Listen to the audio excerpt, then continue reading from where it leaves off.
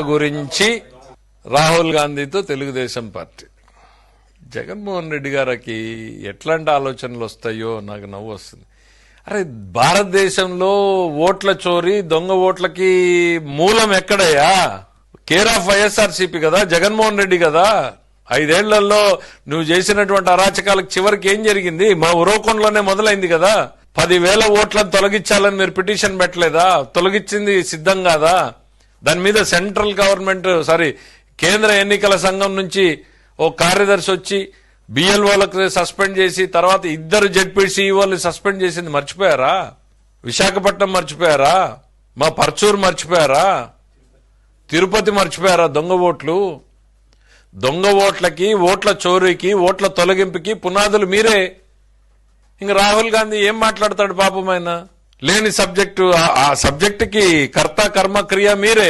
ఈ సంవత్సరంలో ఒక ఓటు పెరిగిందో ఒక ఓటు తగ్గిందో మేమైతే చూసుకునే పరిస్థితిలో లేం.